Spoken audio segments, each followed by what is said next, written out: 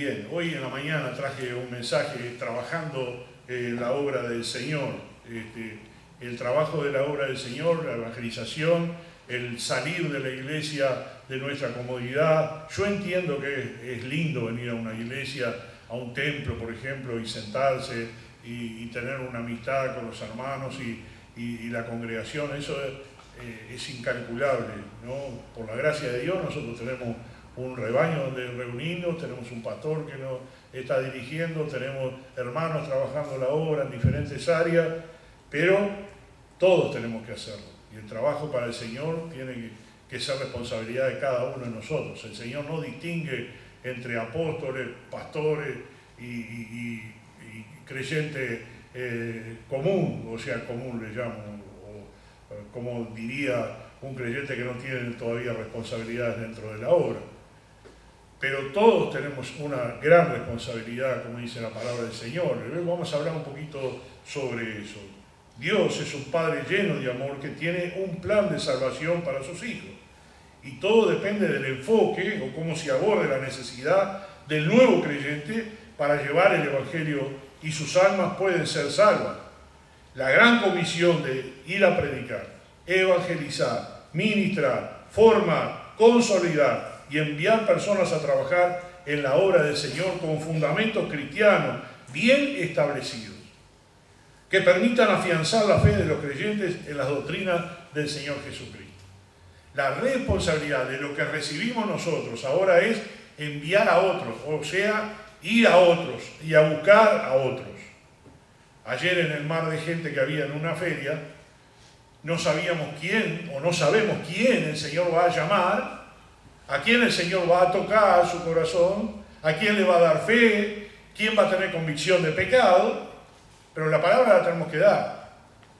Me imagino hoy el presupuesto que vamos a tener de aquí en adelante para más materiales y más cosas, pero nunca vamos a saber hasta qué punto va a tener efecto lo que nosotros estamos haciendo. Y no tenemos que esperar ese resultado. Podríamos decir hoy, hermano, que fuimos a trabajar ayer, no vino nadie de todo lo que le dimos folleto. No vamos más porque no vino nadie. Esa no es la obra que nosotros esperamos hacer. No debe ser la obra que esperamos hacer. Porque nosotros sembramos, el que recoge es el Señor. No sabemos si va a recoger en otro departamento, no sabemos si va a ser en otro barrio, no va a ser si va a ser una persona que estaba tan necesitada de una palabra de aliento, como decía el hermano Oscar en su testimonio, de una persona que realmente le agradeció porque al fin algo bueno viene a su vida. Fue prudente esperar que terminara el referéndum porque estaban todos en la feria repartiendo folletería y nosotros en medio de todo ese borbotón de gente repartir folletos sería algo como que inútil. No sé si vos pudiste ver, Oscar, algún folleto tirado. ¿Viste algún folleto tirado? Yo no lo vi, porque tampoco volvimos sobre nuestros pasos, pues la feria realmente es larga, ¿no? No tan larga como la de los domingos, pero la feria de los sábados acá en Cerro Pelado tiene unas cuantas cuadras y realmente era difícil ir a una punta a la otra caminando, aunque ellos pudieron hacerlo, yo no. ¿Qué quiero decir con todo esto? El Señor dejó una orden, dejó establecido un mandamiento y no podemos taparlo con nuestras manos y decir, no, esto no, yo voy a hacer todo esto menos esto. Es un mandato del Señor y ese mandato del Señor, directamente del Señor, no fue hecho por los apóstoles, fue directamente del Señor, ¿no es cierto? Lo que dice la gran comisión de Mateo 28. Y para cumplir con esa comisión que Dios nos ha dado, debemos tener algo muy importante. Y se llama amor por las almas. Amor por las almas. ¿Qué diríamos si el trabajo que podemos hacer lo hacemos por egoísmo, vanidad o por llenarnos la boca de lo que hacemos? Yo diría que no va a tener ningún fruto. La oración nuestra es, Señor, lo que nosotros damos, esperamos que toque algún corazón que realmente lo necesita. Había personas que podían venir a acercarse a nosotros a preguntarnos, por eso quiero tener un puesto fijo, para que la gente venga a charlar conmigo o con los hermanos, o que vengan a la iglesia. Pero necesitamos un testimonio, necesitamos que haya testimonio en todos los lugares. He escuchado que la iglesia de Aiguá cerró, no está más activa. Nosotros fuimos por 14 meses con Virginia y algunos hermanos de ustedes me acompañaron un domingo, fue Norma, Oscar, no recuerdo quién más me acompañó, hemos ido. Ya esos dos hermanos fallecieron, ahora quedó Angélica sola. Y bueno, estaba nada, y Vicky también estaba interrogante, ¿qué hacemos? Bueno, no sé, si el Señor quiere que comencemos algo de vuelta, el Señor sabrá, tocará nuestro corazón y habrá obreros que también nos ayuden a extender el Evangelio, pero tenemos que hacer algo más de lo que estamos haciendo. Salir de nuestra zona de confort.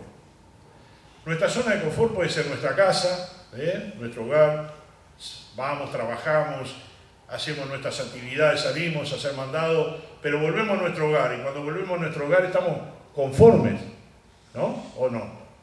¿Cuántos de ustedes entran a la casa y dicen hogar, dulce hogar? Yo soy, Virginia también, ¿no? Somos muchos de decir eso, ¿no? Ya sea que viajamos unos días, fuimos a ver a los nietos, a los hijos, o fuimos a otro departamento, fuimos a la calle, hicimos unos mandados. Cuando entramos en casa nos sentimos en confort. Ese es nuestro confort. Tenemos la casa como nos gusta a nosotros. Nuestra cama, nuestra cocina, nuestros muebles y todo lo que nos gusta a nosotros. Nuestra zona de confort. Y muchos les gusta estar en esa zona de confort, claro que sí. Y es difícil a veces cuando a uno no le gusta salir. Y dice, no, mejor no salgo, me gusta quedarme en mi casa. Bueno, bárbaro. En la obra pasa muy parecido. No, yo voy a la iglesia, me siento a gusto, ahí tengo todo, tengo los bancos, tengo la música, tengo la predicación, puedo trabajar en la obra ahí adentro, puedo hacer algo, pero no me saques de la zona de confort. Bueno, salir de esa zona a veces es innecesario, es importante. Vemos al Señor Jesucristo, la obra del Señor Jesucristo. ¿Dónde la hizo Él? ¿La hizo en una casa? ¿La hizo en un templo? ¿La hizo en una sinagoga? La hizo en varias sinagogas, en varias casas, y la mayoría fue al aire libre. El Señor Jesús salió de la zona de confort. Podía haberse quedado. Yo estuve en la oportunidad de ir a Capernaum, a la casa de Pedro, y les digo, la verdad, estaba la casa de donde el Señor Jesucristo supuestamente estaba, los fundamentos, luego edificaron una capilla católica arriba, pero se veía todos los cimientos de la casa de Pedro, y el mar estaba ahí unos pasos, mar de Galilea. Yo qué sé, como decir, desde aquí, cruzando la calle, más o menos ahí estaría el mar de Galilea. Había unos árboles hermosos, ahí estábamos con mi esposa, nos sentamos un rato. Le digo, qué lugar que el Señor estaba, qué impresionante, ¿no? Ahí estaba viviendo con Pedro, después salió de su casa, se fue a vivir con Pedro a Capernaum, y ahí estaba el mar de Galilea. Podía bañarse, podía pescar, estaba tranquilo. ¿Por qué necesitaba ir caminando hasta Jerusalén y hacer toda la obra evangelista? Porque era necesario, porque para eso había venido. No para quedarse conforme en una casa, en un lugar. Seguramente el Señor predicó muchas veces ahí bajo esos árboles o en esa zona o en la casa de Pedro y a sus discípulos. Me imagino que sí, pero no se quedó ahí, sino que se movilizó. Y lo que quiero poner un poco hoy es la conciencia de nuestra movilización, la conciencia que nos tenemos que movilizar. Haciendo un poco de parentesco con la política, hay un movimiento en uno de los partidos, no voy a nombrarlo, pero ustedes se darán cuenta que hace mucha movilización, mucha calle, ¿no? Va a los barrios, va a las casas, mete bandera por todos lados, moviliza automovilistas y como dicen los uruguayos, hace mucha bulla, mucho movimiento, y hasta aparentemente parecería que fuera más que la otra mitad del Uruguay. Pero ellos entendieron que la militancia política la hacen en la calle. Salieron de su zona de confort para ir a buscar sus votantes. Parecido un poco a los movimientos de que la iglesia hace, el que se queda sentado o el que se queda en su zona de confort no va a tener tantos adeptos o tantos creyentes si se sigue quedando en la zona de confort. Sino que hay que movilizarse, hay que salir, hay que ir a buscar. Tuvimos 2 años de pandemia, estamos todavía cuidándonos. Ya en estos días dijo el presidente que ya terminaría el tema de las restricciones, y ya seguramente va a abrir la puerta para que la gente pueda estar más libre y sin tapabocas, y etcétera, etcétera. Ya creo que muchos de nosotros lo estamos haciendo. Y ya pronto esas medidas sanitarias se van a terminar. Así que vamos a tener más oportunidades de salir a la calle. Cuando estábamos en pandemia estábamos restringidos, teníamos reunión por Zoom, no veníamos al templo. Bueno, ahora ya esas cosas están superándose, gracias a Dios, y esperemos no volver otra vez para atrás, ¿no? Porque en Inglaterra y en China hay una ola nueva y están complicados otra vez con infecciones y contagios. Ojalá que a Uruguay no le pase eso. Pero el primer punto que estoy tratando es tener amor por las almas. Amor por las almas. Escuchaba a nuestros viejos predicadores y aún a mi padre, que fue pastor durante toda su vida, pasión por las almas. Qué linda frase, ¿no? Tener pasión por las almas, por amor a las almas. Ya no mirarlas con ningún otro interés de que ellos se salven también, de que ellos encuentren lo que nosotros encontramos, el tesoro que nosotros tenemos. ¿Recuerdan aquella anécdota de los leprosos que encontraron el campamento todo vacío, con comida y con todo el alojamiento de los que estaban custodiando y no dejaban salir a la ciudad, y la ciudad estaba muriendo de hambre? Cuando los leprosos empezaron a comer, dijeron para sí, pero ¿qué estamos haciendo? Vamos a decirle a los de la ciudad que ellos también pueden venir a comer con nosotros y a compartir todo lo que nosotros encontramos, porque el ejército había sido vencido, desperdigado, y se habían matado entre ellos. Así que fueron a la ciudad y le dijeron a los de la ciudad lo que había pasado. Salió la ciudad y se salvó, porque aquellos leprosos no fueron egoístas, sino que compartieron el beneficio del botín, de lo que había ahí para comer en todo ese campamento de los enemigos. Nosotros tenemos un tesoro, y ese tesoro lo podemos guardar para nosotros o compartirlo. Tú encontraste a Cristo, encontraste la salvación, encontraste un lugar para reunirte, encontraste un rebaño, encontraste una organización. Bendito sea el Señor, estás segura, estás en tu zona de confort. Ahora el Señor te pide un paso más adelante. Tú dirías, no, pero yo no, que lo haga otro. No, eso, como dijo una persona hace años atrás, eso lo hacen ustedes porque ustedes son los llamados, no dijo a mi esposa y a mí. ¿Cómo? ¿Cómo que para el pastor y la mujer, nomás la esposa, el ir a buscar alma o ir a hacer la obra del Señor? No, la obra del Señor es de todos. Y la primera cosa que nosotros tenemos que hacer cuando hemos encontrado ese amor, anhelar que esas personas conozcan a Dios, así como nosotros lo hemos conocido, la primera cosa es hablarle de Dios. ¿Cuesta? Sí. Cuesta cuando tenemos familiares, amigos que usted sabe que no quieren saber nada del Señor. Nos pasó, ¿no? Anécdota bien fresquito, no tiene ni 24 horas. Cuando algunos decían, ¿qué es esto? No. Y nos devolvían los folletos. Le dije a los obreros, miren obreros, nosotros si nos rechazan la palabra, no nos están rechazando a nosotros, están rechazando al Señor. Y un día, lamentablemente, van a recordar el día que estaban por recibir el folleto, porque estarían condenados si no recibieron a Cristo como su Salvador. El resultado no depende de nosotros, ¿no, Oscar? El resultado no depende de mí. Yo tengo que hacer lo que el Señor quiere por amor a las almas, por pasión a las almas, porque el Señor me impone esa necesidad. Y la primera cosa que tengo que hacer es hablarles de Dios. Me acerqué a un vendedor de plantas y yo tenía un paquete de folletos en las manos. El hombre me miraba las manos. Pero como yo sabía que seguramente me iba a rechazar, le empecé a conversar con quién tenía que hablar, que era el jefe de la feria, para poner un puesto. Y él me habló mal cuando le dije, yo soy pastor y quiero tener un lugar para entregar folletos y Biblias gratis, sin vender. Y él me habló horrible, no me dio ninguna algún consejo. Y yo me retiré, le agradecí y me fui a otro lugar.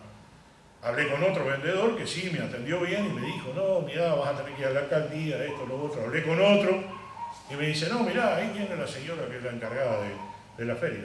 Así que la paré y le digo, señora, discúlpeme, yo soy pastor. Y le cuento algo, ¿no? Oscar lo sabe bien. Digo, yo soy pastor y estamos repartiendo folletos, necesitamos una mesa acá queremos poner una mesa para repartir Biblias. No. ¿Cómo? No, no hay lugar. ¿Cómo que no hay lugar? Le digo yo. No, y si quiere vaya a Iguá, a la feria de Iguá. Digo, no, porque los domingos yo tengo reunión, yo no voy a ir a... No, ahora sábado hay. Después me enteré que los periferiantes los sábados se instalan en la feria de Iguá, no lo sabía. Digo, pero señora, nosotros estamos a 3 cuadras de acá, ¿para qué me manda usted a la feria de Iguá y a venir a Los Gauchos? Yo ahí estoy muy lejos de la iglesia. No, acá no hay lugar. Le digo, bueno, estamos repartiendo acá con los muchachos de la iglesia folletos. Ah, ¿son folletos? Sí. Dice, no, pero no. Digo, ¿cómo no voy a repartir si es libre? ¿Nosotros podemos hacerlo? ¿De qué me está hablando usted? Entonces le muestro el folleto y le digo, de esto, estamos repartiendo folletos gratis. Ah, están repartiendo folletos gratis. Ah, bueno, eso sí. Digo, y por eso mismo le estoy pidiendo por una mesa acá, usted que la ha encargado. No, dice, porque ropa no se puede vender acá. Digo, yo no estoy hablando de ropa, estoy hablando de materiales cristianos. Y para regalar no estoy vendiendo nada. Ah, bueno, eso sí. Pensé que usted quería vender ropa para la iglesia. Nada que ver. Pero lo que quiero, me mandó a la alcaldía, ¿no? A hablar. Rocío Martínez llama a la encargada. Lo que quiero decir es esto. Cuando yo digo que soy pastor, me miran con una cara como si yo fuera un delincuente. Y me pasa con el 90% de las personas. Me imagino que usted, si le dice a un pariente que usted es un cristiano y que va a la iglesia, a usted le está pasando más o menos parecido a mí. Porque ya nos encasillaron en un casillero, lamentablemente, muy pocos te van a decir, uy, qué lindo, estás yendo a la iglesia, qué bárbaro, che, y no me invitás, quiero acompañarte. Muy difícil que te digan eso, ¿no? Entonces uno se siente inhibido, se siente medio avergonzado. Pero la palabra del Señor es clara cuando dice que lo confiese delante de los hombres, que Él te confesará delante de su Padre que está en los cielos, y lo negare, Él también te negará. Y eso lo tengo presente. Yo no me puedo negar a decir quién soy y qué estoy haciendo y que quiero llegar a darles el mensaje del Señor. Así que mi primer paso es hablarle de Dios, sabiendo que voy a tener resistencia. Me remonto al tiempo del Señor Jesucristo. Eran judíos, tenían su religión, y el Señor Jesucristo, con Juan el Bautista primero, y luego el Señor Jesucristo, empezaron a dar un mensaje diferente a la religión judía. ¿Qué oposición tuvo Jesús? Un porcentaje de 95, 98% de oposición. Lo querían matar y lo terminaron matando por eso. Y el argumento fue que él se hacía pasar por hijo de Dios. No había matado a nadie, no había robado a nadie, no había falsificado nada, había sanado gente, había ayudado a la gente, traía un mensaje de amor, de paz, de reconciliación, y por eso lo mataron. O sea, que a Jesús la resistencia fue peor que la nuestra, que la tuya y la mía. Los apóstoles empezaron a predicar. Ustedes recuerdan bien en el libro de los Hechos, cuando comenzó la iglesia, que los azotaron, los tuvieron detenidos, los azotaron y le prohibieron hablar en el nombre de Cristo. Y los discípulos dijeron, es necesario obedecer a Dios antes que a los hombres, y salieron a predicar el Evangelio y se salvaron, y hasta el día de hoy la iglesia funciona gracias a esos valientes que enfrentaron a aquella sociedad que estaba en contra de la nueva iglesia que se estaba fundando. ¿Qué quiero decirles con esto, hermanos queridos? Que cuando ustedes tengan esa oposición, no se desanimen, no se queden en el camino, no se avergüencen del Evangelio, sino todo lo contrario, tomen ánimo en el Señor y háganlo, porque una cosa es importante, cuando nosotros abrimos la boca es el Señor que la va a llenar. Podrán decirme ustedes, sí, pero yo no sé qué decir. Mejor dígaselo usted. O mejor lo invito a la iglesia para que escuche.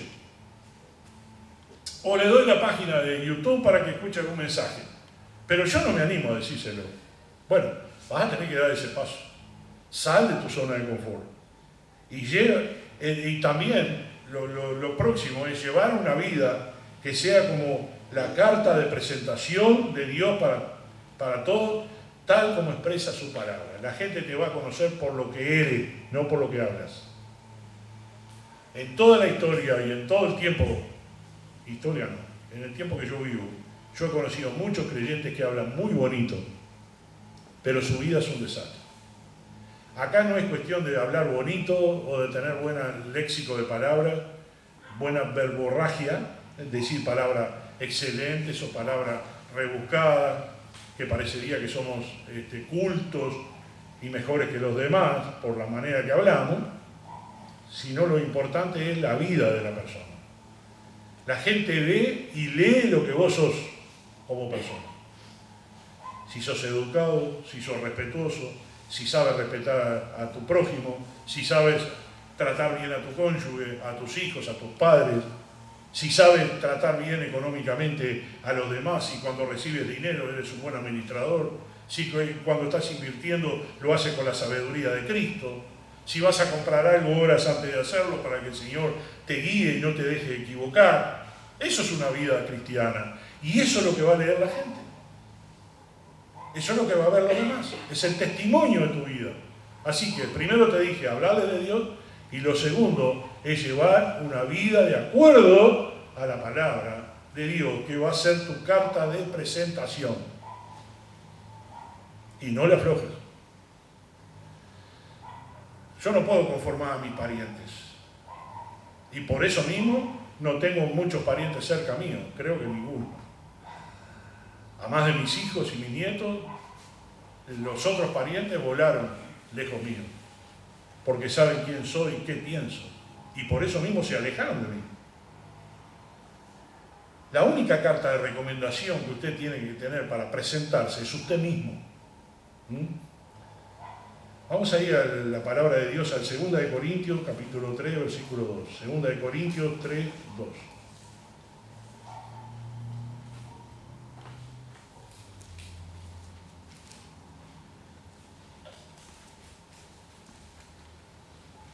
Dice el apóstol Pablo ahí, nuestras cartas sois vosotros, escritas en nuestros corazones, conocidas y leídas por todos los hombres. ¿Cuál es entonces la carta de presentación? La persona, el creyente. Usted es su carta de presentación. Cuando hay un grupo de amigos, compañeros o parientes incrédulos se reúnen, a veces florecen los llamados chistes verdes, malas palabras, no conocen a Cristo y por ese lado van. Se burlan de los que no toman alcohol, hacen una parodia de lo que es un cristiano, y en medio de eso estás vos. Son tus amigos, conocidos, parientes, compañeros de trabajo, qué sé yo. Y ahí es donde vos tenés que tomar tu decisión de cómo vas a participar o no de todo esto. Es ahí donde se va a ver tu carta de presentación. Si tú, para no quedar mal, te matas de la risa el chiste, o todavía inviertes algún chiste también en el grupo, o alguna mala palabra que sabes que está mal, pero tú también la dices para no quedar mal con la gente, tú estás participando en las obras del mal y estás haciendo una mala carta de presentación. Porque la palabra del Señor dice que el Señor nos está mirando. No te verá el pastor, no te verá nuestro hermano en Cristo, no estará tu familiar cerca para juzgarte, pero tú, para no quedar mal, vas haciendo toda una sociedad media parecida al mundo. Y eso te va a perjudicar. Primero, te va a perjudicar a ti como hijo de Dios. Segundo, no estás dando testimonio para que vean la diferencia que hay contigo. Porque si es tu carta de presentación y tú te retiras, imagínate que alguien empieza a contar un cuento que no es agradable a los oídos del creyente. Y tú te retiras del grupo y la gente, che, ¿por qué te vas? Tú puedes darte vuelta y decir, porque yo no voy a participar de eso. Yo soy cristiano. Si dices eso, te van a apedrear, no te van a hablar más, no importa. Recuerda al Señor Jesucristo.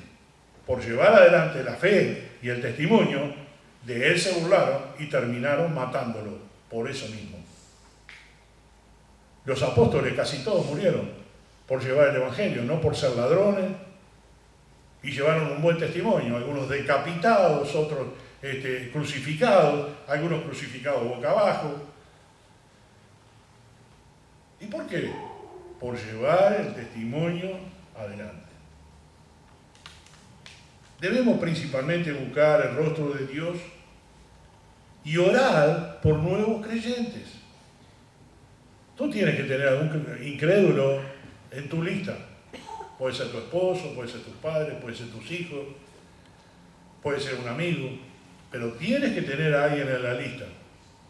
Y de él al Señor tienes que orar por esa persona o por esa lista de personas. Y te tienes que preocupar. Siempre digo, buscamos la fiesta con nuestros amigos o con nuestros parientes. Y pregunto, y no le vas a compartir la palabra para que esté en el cielo. No le vas a decir nada. Es triste eso. Entonces procura poner en tu lista a la persona que tú quieres llegar con el Evangelio. Y otra cosa importante, habituarnos a la lectura de la palabra del Señor solos con Dios. Tú tienes que tener esa intimidad con Dios. Y lo vemos en la persona del Señor Jesucristo. La intimidad es importante. Tenemos devocionales con mi esposa. Pero me gozo cuando yo estoy en un lugar donde yo puedo orar y entregar mi corazón al Señor, orar por ustedes, orar por los mensajes, orar para que el Señor haga la obra en esta iglesia, para que esta iglesia sea una iglesia diferente, una iglesia bíblica, una iglesia 100% genuina en la palabra de Dios. Yo tengo que buscar la intimidad con el Señor. Y ese es el secreto del éxito del Señor, la intimidad con su Padre Celestial. Usted veía que él se iba a orar, oraba a veces con los discípulos, a veces con tres, con Jacobo, Pedro y Juan, y a veces solo. Cuando más lo necesitaba, él oraba solo. Los dejaba acá, oren conmigo, se alejaba, oraba con su Padre Celestial. Volvía, los discípulos estaban durmiendo, y el Señor le dice, ¿no pudieron velar conmigo una hora? Oren. Y volvía a orar con el Señor, y cuando volvía dice, bueno, vámonos, la hora ya ha llegado, es tiempo ya de lo que va a pasar. El momento preciso que el Señor quiera va a colocar palabras en tu boca para que tú llegues con el mensaje a esa persona que tú encomendaste al Señor. ¿Tú amas a esa persona?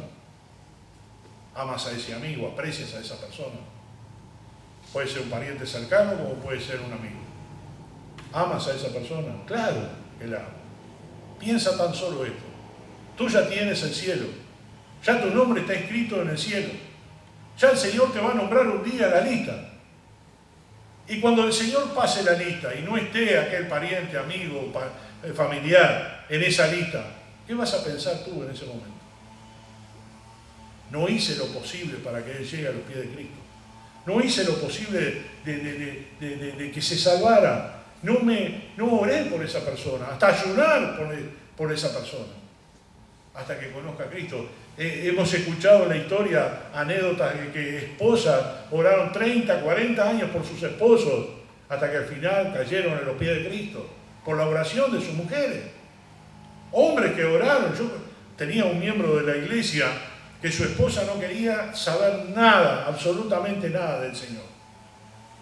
Y su esposo era un fiel hombre de Dios.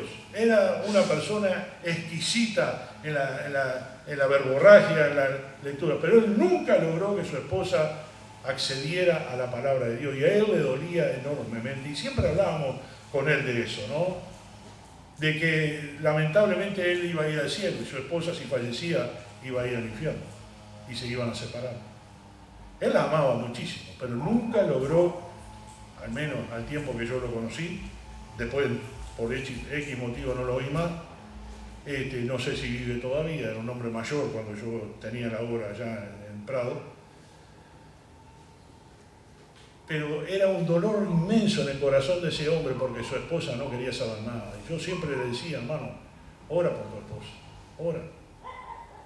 La oración puede mucho, la oración del justo puede mucho. Tú tienes que dedicarle tiempo a esa oración hasta que la persona caiga de rodillas delante del Señor. Es tu responsabilidad. Si tú amas a esa persona, haz que su nombre esté en el libro de la vida. Hay gran diversidad de temas para evangelizar inconversos. Y el principal que debemos abordar es el de la salvación. Muchos inconversos creen que con buenas obras van a lograr ser salvos. O permitiendo que su familia vaya a la iglesia y él no va. Hemos escuchado durante años a los padres que mandan a sus hijos a la escuela dominical. Y ellos creen que están haciendo una buena obra, porque están permitiendo que vayan a la iglesia, entonces ellos también van a salir beneficiados. El chico puede que acepte a Cristo como su salvador personal, pero sus padres no. El padre necesita ir también a la iglesia, el padre también necesita ser salvo, el padre también necesita a Cristo. Y destacar que Dios es un Padre que nos ama y nos anhela y nos invita a ser parte de su reino a través de nuestra disposición para evangelizar. Y hablando de todo esto, una de las cosas principales es nuestra confesión de fe. Cuando se evangeliza a un nuevo creyente, se debe preguntar si está de acuerdo en recibir la salvación por medio del Señor Jesucristo. Recordemos que, como lo plantea la carta a los romanos, con el corazón se cree, pero con la boca se confiesa para salvación. Por tanto, creer y confesar es importante en el mundo espiritual. Llevar a una persona al arrepentimiento del pecado y aceptar en su corazón que Dios dirija su vida es algo sumamente importante. Además, es importante resaltar que este paso de fe traerá salvación sobre él y su familia. ¿Recuerdan Hechos 16:31? Cree en el Señor Jesucristo y serás salvo tú y tu casa, le dijeron Pablo al carcelero de Filipo. Y el carcelero fue salvo, él y toda su casa, y fueron bautizados en aquel día. Así que lo importante es la confesión de la fe de aquel incrédulo. Y es importante el perdón de Dios. Dios nos ama, pero Dios es un Dios justo. La frase que emplea la gente que es inconversa dice esto: si Dios es lo que dice que es, ¿por qué hay tanta maldad en el mundo? ¿Por qué mueren los niños de hambre? ¿Por qué hay tanta guerra? ¿Tú qué le dirías? ¿Cuál sería tu contestación? Diría, bueno, ¿qué diría? Yo sé lo que diría. Y yo le diría que Dios no tiene la culpa, porque el que pecó fue el hombre, no Dios. Y el pecado entró por ese hombre, por Adán y Eva, y la humanidad se corrompió. Así que la culpa no es de Dios. Dios proveyó una vida mejor, pero el hombre la destruyó, porque pecó. Y al haber pecado, entró el pecado en el mundo, y hoy nosotros somos hijos del pecado. Necesitamos ser salvos. Y Dios, como justo, necesita un pago por ese pecado. La remisión de pecado, el pago. En el Antiguo Testamento era un animal que se ofrecía en el holocausto. Después que el Señor Jesucristo derramó su sangre, ya no hubo más remisión de pecado. Pero sí tenía que haber un derramamiento de sangre. Porque sin derramamiento de sangre no hay remisión de pecado. O sea que el Señor Jesucristo debía morir en la cruz y derramar su sangre para perdón de la humanidad. Fue el sacrificio santo de un cordero inmolado, de alguien santo que no pecó, pero que murió por nuestros pecados. Tomó nuestro lugar y el pago de nuestros pecados ya está pago. Dios es un Dios de perdón. Y es importante resaltar a los evangelistas, a los que dan el evangelio, a los que predican la palabra, a los que reparten la literatura, El perdón que Dios nos otorga nos restaura y nos libera. El mundo está en una esclavitud tremenda y cada vez más esclavizado. Pero no se está dando cuenta de que está en el castigo de Dios. Ya está decretado el castigo de Dios para la humanidad. Y entrando en esa humanidad está tu inconverso amigo o tu inconverso pariente. ¿Qué pasos estás dando para que ese inconverso conozca a Cristo? ¿O ya rotundamente desististe de la batalla de orar por él, de llevarle el Evangelio, de hablarle del Señor Jesucristo? Hemos sido alcanzados con el favor de Dios. Él nos limpia, hace que nuestras vestiduras espirituales sean cambiadas. La antigua forma de vivir va con aquel viejo hombre. Pero como dice la palabra del Señor, he aquí todas las cosas son hechas nuevas. Ya no estamos sujetos al mundo, ni a los vicios, ni a los afanes, ni siquiera a las vanidades de este mundo. Ahora somos dirigidos por la voluntad de Dios y debemos esforzarnos en buscar el modo de cómo cumplir la voluntad de Dios en nuestra vida. La gente, la mayoría, pregunta, ¿cuál es la voluntad de Dios para mi vida? Y yo le diría, vaya a leer la Biblia. Porque la voluntad de Dios está escrita en la Biblia. Y la voluntad de Dios está en Mateo 28, 19 y 20. Y dice, ir por todo el mundo y predicar el Evangelio a toda criatura, bautizándoles y enseñándoles que guarden todas las cosas hasta que yo vuelva. Hay mucho para hablar ahí. Ahí es una de las voluntades de Dios. Después habla de la voluntad de lo que es una buena esposa, una buena mujer, del buen marido, del siervo que quiere algún ministerio, cómo tiene que ser el diácono, cómo tiene que ser el pastor, cómo tiene que ser el creyente, qué tiene que buscar el creyente común. Cuando digo común, perdonen la frase común, la mayoría de los creyentes que no están en una categoría de ministerio, sino que Dios sabe y les manda por su palabra lo que tienen que hacer. La voluntad de Dios es perfecta y agradable para cada uno de nosotros, pero nosotros tenemos que encajar en la obra del Señor. Tenemos que saber dónde nos toca, en la obra del Señor. Si hay hermanas acá en Cristo que son buenas mujeres y hasta pueden ser mejor preparadas que los pastores o los predicadores, la voluntad de Dios en cuanto a las hermanas de la iglesia es que ellas terminen en el púlpito pastoreando la iglesia, ¿sí o no? No. Así que la voluntad de Dios está en la Biblia. Ya saben las hermanas que tienen ministerios dentro de la obra y a qué tienen que atenerse.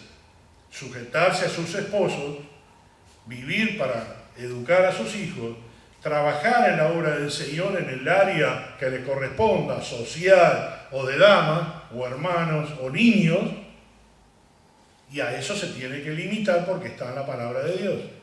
A los hombres, ¿qué les manda el Señor? Que sean buenos esposos, que cuiden a sus esposas como vaso frágil, que respeten y que hagan obedecer a sus hijos, que los tengan en sujeción, que den buen testimonio, y hombres de buen testimonio pueden acceder a los puestos de diaconado y pastorado, hombres entregados al Señor. Así que hay voluntad, está ahí escrita la palabra de Dios. ¿Qué dice Dios en cuanto a los obreros? La voluntad de Dios que los obreros cumplan su trabajo con honestidad, no falsificando, no haciendo nada en contra de sus patrones, que sean respetuosos, y más si tuvieran patrones creyentes. Y a los patrones creyentes les dice que tengan a sus empleados bien, ordenadamente, con respeto, sin falsificar sus salarios, sin robarles sus trabajos. Así que la voluntad de Dios está ahí. ¿Qué más dice Dios? A los padres que gobiernen bien su casa, que no hagan exasperar a sus hijos, que no los hagan ponerse mal, pero también habla de las limitaciones que los padres tienen que poner a los hijos. Así que está ahí. ¿Qué dice Dios en cuanto a los adultos mayores? Bien, que nosotros que tengamos, yo ya no tengo mis padres los que tienen sus padres mayores deben respetarlos, cuidarlos, honrarlos, porque ellos le dieron la vida y posiblemente hasta tengan que tenerlos bajo su custodia o bajo su ala, porque ya ellos no pueden vivir solos. Eso dice la palabra de Dios, es la voluntad de Dios. Vieron que está la voluntad de Dios escrita. Y a las mujeres que están solas también habla la palabra del Señor.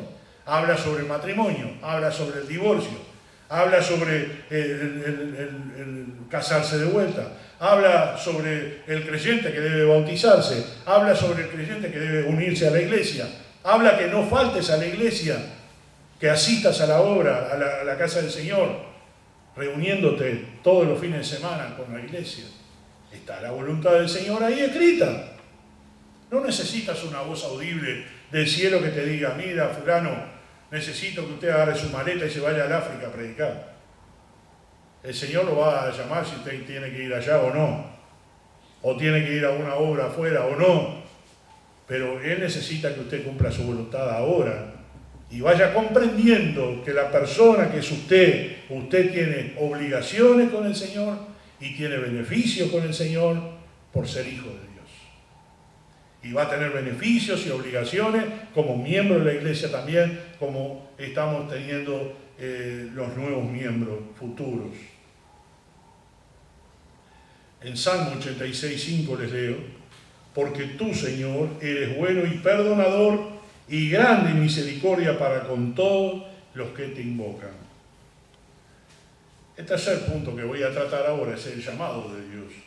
Y otro punto muy importante en el tema de evangelizar a los inconversos es hablar sobre el propósito de los diferentes tipos de llamados de Dios.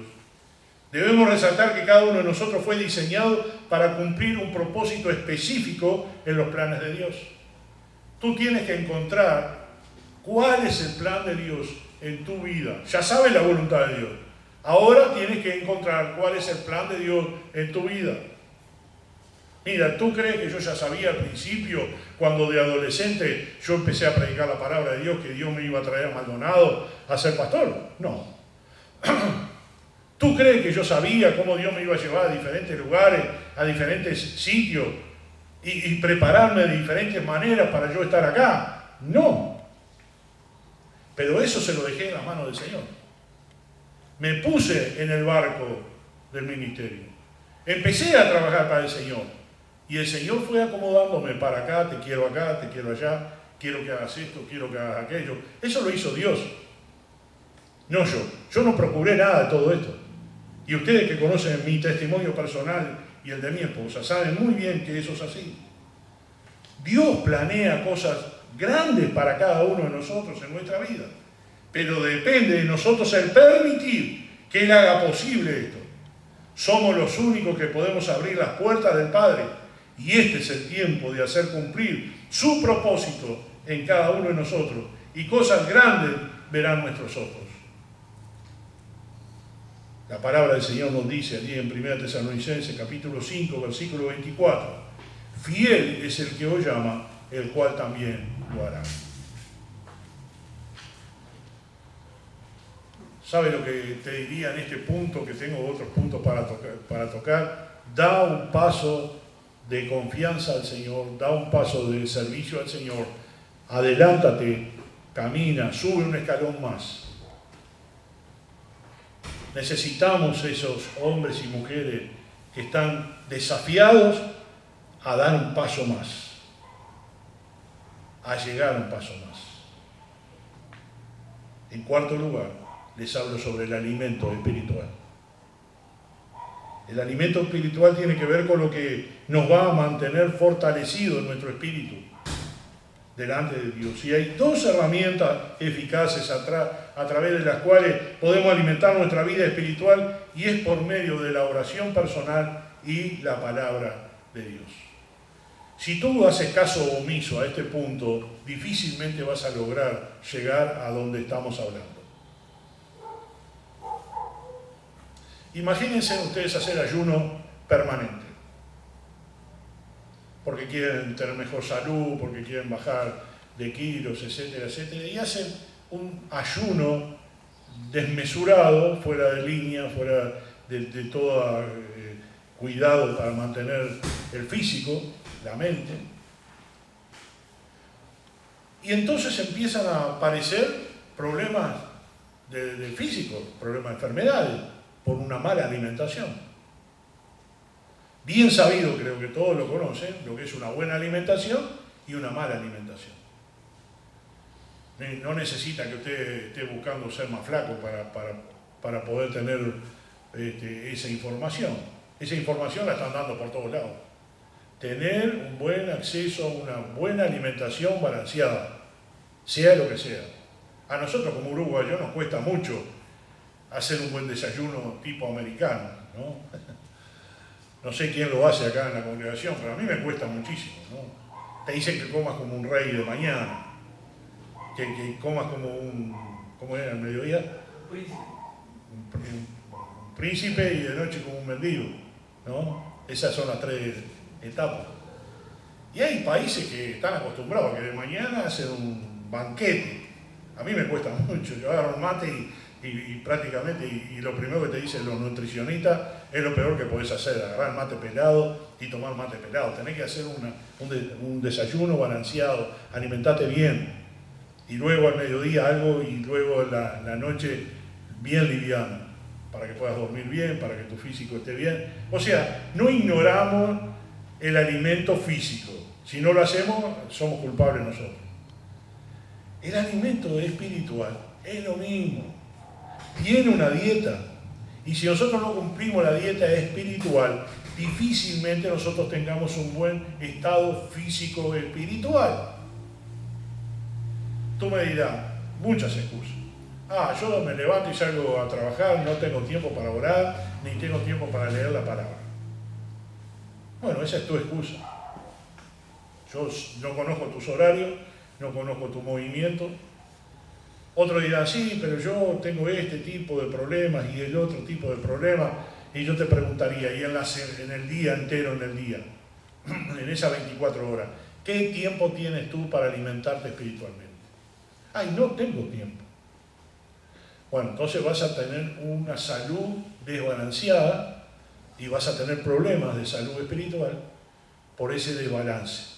No leíste la palabra, no oraste, no estuviste en contacto con el Señor, no tuviste un tiempo de meditación, y espiritualmente ese es el estado que vas a tener por causa tuya, porque Dios no te va a estar hablando desde el cielo para darte la información, porque la información la tienes en la palabra. Así que ¿dónde tengo que ir yo a comer en la mañana o en el día? A la palabra de Dios. ¿Cómo voy a tener el ingrediente entre la palabra de Dios y yo? Con la oración. Cuando mi Padre Celestial me escucha, cuando yo pido sabiduría, cuando yo pido interpretar su lectura y en la palabra de Dios encuentro el alimento espiritual, ese día para mí yo estoy fortalecido. Entonces pueden venir las tentaciones. Podrá ser, como dije hace un rato, habrá un grupo de amigos que empezarán a contar un chiste, pero como tú estás fuerte espiritualmente, tú te vas a retirar y vas a dar testimonio que no vas a participar de eso. O si algún compañero te incita a que metas horas que no hiciste, o que tú le cubras una falta dentro del trabajo. Y ahí viene la gran interrogante. ¿Qué vas a hacer tú? ¿Voy a agradar a mi compañero, a mi amigo, o voy a agradar al Señor? Me debo al Señor, así que no puedo hacer nada de todo lo que me estás ofreciendo, por más que suene lindo. Yo te cubro, vos me cubrís, yo hago, vos hacés. No, porque yo estoy fortalecido espiritualmente, y mi fortaleza espiritual es en el Señor, y el Señor me trae a la memoria de que yo tengo que cuidarme y no hacer eso. Dije esto como una anécdota, ¿no? Yo no conozco a nadie que haga eso, perdón, si alguno se siente herido, pero como no conozco esas historias, digo alguna al azar. Como cualquier otra cosa en la vida, Y total, nadie me ve. Debemos buscar el rostro de Dios en oración y apropiarnos de algo que se llama el poder de la oración. Si la oración del creyente puede mucho, recién te decía, ora por tu incrédulo amigo o pariente. Bien, ahora, tú tienes el poder de la oración en tu mano, oraste, pediste fortaleza espiritual, ahora tienes que emplear ese poder de la oración, ese poder de la palabra y declararlo a otro. Si tú dices, no, pero yo tengo miedo, tengo temor o vergüenza, te voy a decir, hiciste los pasos anteriores. Oraste, encomendaste al Señor a esa persona, leíste la palabra del Señor, el Señor te fortaleció y ahora sí, con el poder del Señor, tú vas a dar el otro paso y vas a encomendar al Señor a esa persona porque tú hiciste algo antes. Encomendaste al Señor, oraste por esa persona, le pediste fortaleza al Señor, le pediste fuerza espiritual y pasaste la línea. Ahora tienes el poder de la oración, estás orando y esa persona va a conocer a Cristo porque tú hiciste un trabajo anterior.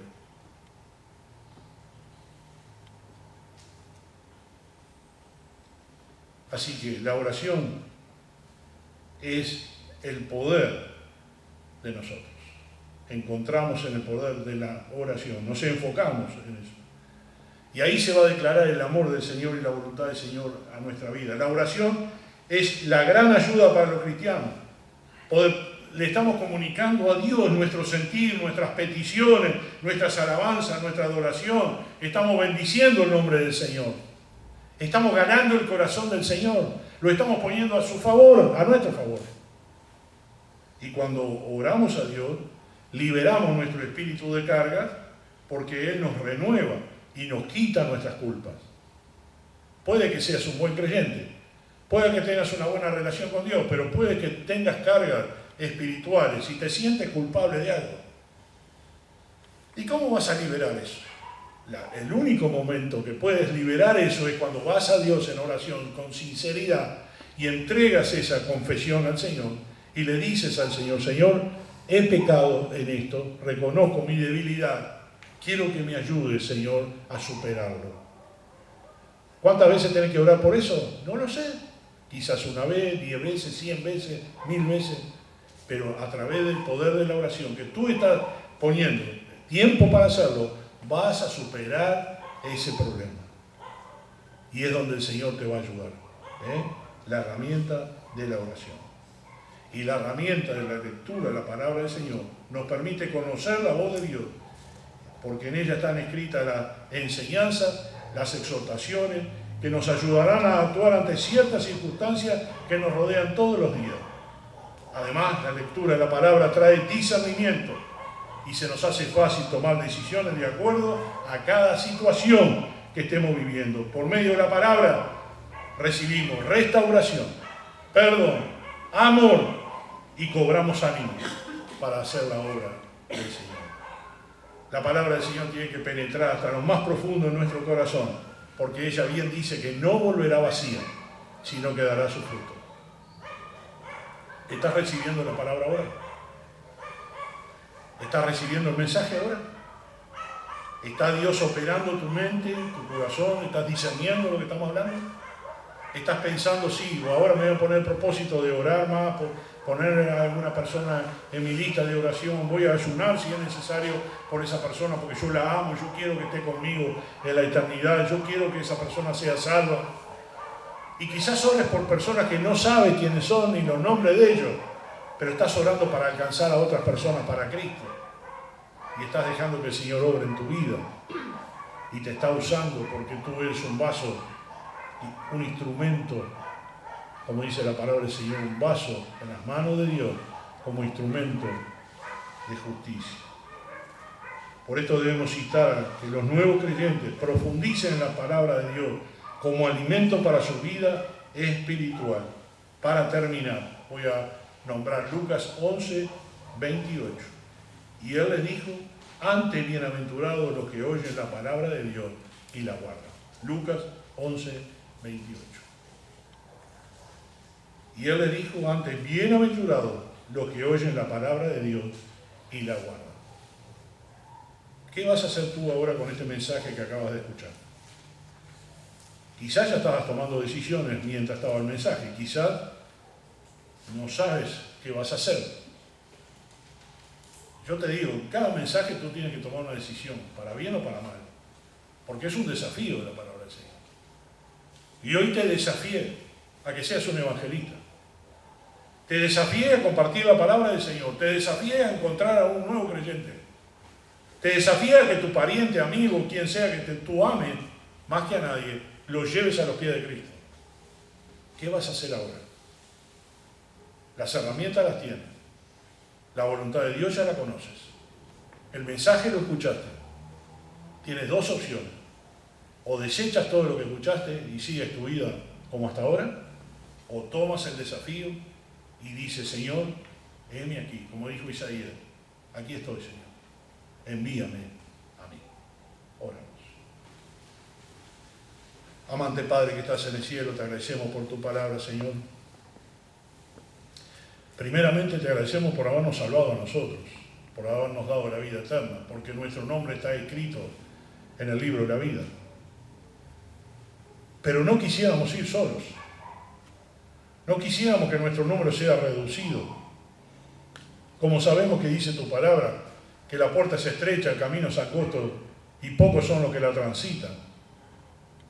Padre Santo, danos la bendición de poder tener nuevos creyentes, de traer gente a los pies de Cristo, de poder enseñarles tu palabra, de poder, Señor, que se reúnan con nosotros, de hacer crecer a medida que cada uno de nosotros comprenda que depende de nosotros esta labor, no de un cierto grupo de la iglesia, sino de todos. Te pido, Padre Santo, que tú bendigas para que la conciencia de nuestros corazones entienda espiritualmente que somos nosotros deudores a Cristo y que tenemos que ir a llevar el Evangelio a toda criatura. Lamentablemente la iglesia de hoy en día es una iglesia adormecida, que no transita por el camino de la evangelización. Y queremos salir de ese lugar, Señor. Queremos darte la gloria a ti, queremos, Señor, compartirla con otros. Ayúdanos a ser buenos enviadores de la palabra y a poder recibir a nuevos creyentes para darles el mensaje y para enseñarles tu palabra, para prepararlos para la eternidad. Danos ese poder, Señor, a través de la lectura, la palabra de Dios, conociendo tu voluntad. Ayúdanos a aquellos que se avergüenzan, a aquellos que no tienen muchas ganas de hacerlo, o que no tienen voluntad, o que les falta algo para poder hacer ese paso. Completa, Señor, el esquema. Complétalo de tal manera de que veamos un cambio positivo en nuestra actitud como iglesia, dependiendo de la posición que cada uno de los hermanos tenga. Ayúdanos a entender que tienen que compartir la palabra del Señor. En el nombre de Cristo Jesús, para tu gloria. Amén.